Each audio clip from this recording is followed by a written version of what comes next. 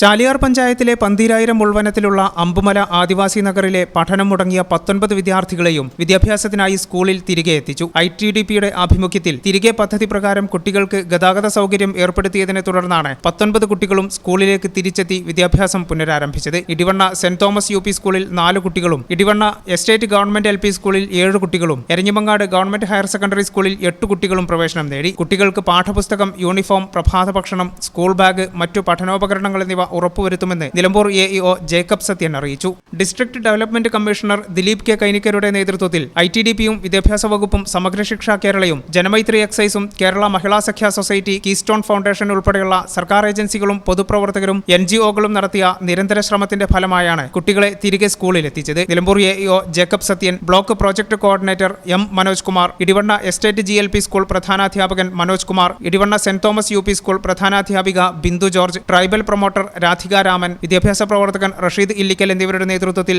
നഗറിൽ നിന്ന് സ്കൂളിൽ എത്തിച്ച കുട്ടികളെ Eranhimangad government higher secondary school പ്രധാനാധ്യാപിക റോഷ്നിയുടെ നേതൃത്വത്തിൽ അധ്യാപകർ സ്വീകരിച്ചു. ഈ ചാനൽ ന്യൂസ്, നിലമ്പൂർ.